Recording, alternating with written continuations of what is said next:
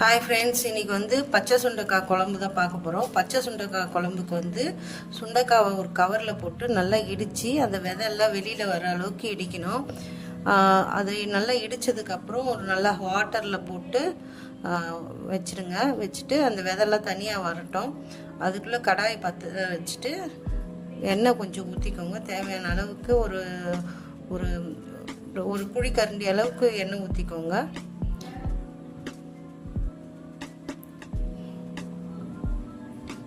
அப்புறம் கடுகு கொஞ்சம்,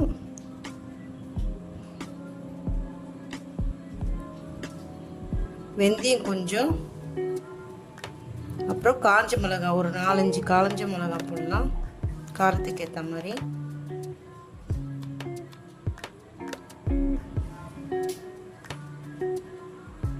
அப்புறம் பூண்டு ஒரு 10 பல்லு பூண்டு போட்டிருங்க.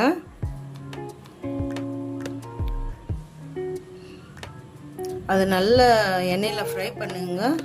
கொஞ்சம் பூண்டு கலர் மாறினதுக்கப்புறம் சின்ன வெங்காயம் அரிஞ்சு வச்சுருக்கேன். அந்த சின்ன வெங்காயம் கட் பண்ணி வச்சுருக்கிறத போட்டு நல்லா வதக்குங்க. நல்லா வதக்கணும்.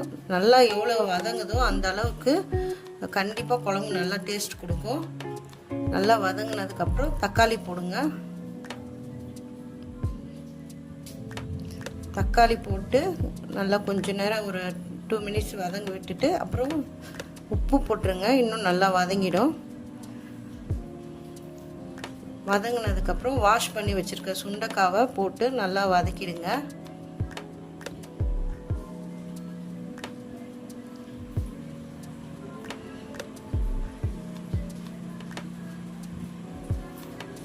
நல்லா வதக்கி நல்லா கலரி விடுங்க. உப்பு சால்ட் வந்து நாலா பக்கம் நல்லா கரையணும். நல்லா வதக்கி விட்டுடுங்க. நல்லா வதக்கி விட்டதுக்கப்புறம் கொஞ்சம் மூடி போட்டு மறுபடியும் மூடி வச்சுருங்க.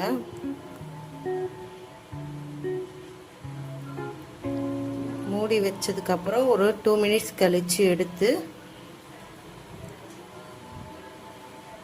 ஒரு 1/2 டேபிள் ஸ்பூன் மஞ்சள், ஒரு 4 டேபிள் ஸ்பூன் அளவுக்கு காரத்துக்கு ஏற்ற மாதிரி நம்ம மிளகாத்தூள் போடலாம். ஏற்கனவே காஞ்ச மிளகா போட்டிருக்கோம், அதுக்கேற்ற மாதிரி நம்ம போட்டுக்கலாம். அந்த இதுலேயே வதக்கி விட்டுட்டிங்கன்னா கொஞ்சம் பச்சை வாசனை அடங்கிடும். குழம்பு டேஸ்ட்டும் நல்லாயிருக்கும். கொஞ்சம் அப்படியே வதக்கி விட்டுடுங்க. ஃபுல்லாக அந்த மொத்தமாக கிரேவி வந்து மஞ்சத்தூள் மிளகாத்தூள் சேர்ந்த மாதிரி கலரி விட்டுட்டு 2 எலுமிச்சைப்பழ அளவுக்கு புளி வந்து ஊற வச்சு வச்சுருக்கேன். அது கரைச்சி ஊற்றிடுங்க.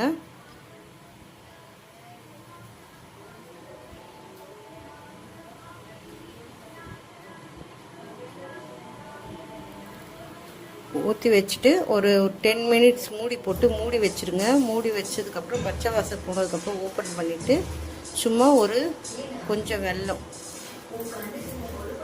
வெல்லம் போட்டிங்கன்னா டேஸ்ட்டு, அது உங்களோட விருப்பம் தான், போட்டு விட்டிங்கன்னா குழம்பு நல்லா கெட்டியாகிடும். டேஸ்ட்டும் சூப்பராக இருக்கும். கண்டிப்பாக ட்ரை பண்ணி பாருங்கள். சூப்பராக இருக்கும். சேனலை மறக்காமல் சப்ஸ்கிரைப் பண்ணுங்கள்.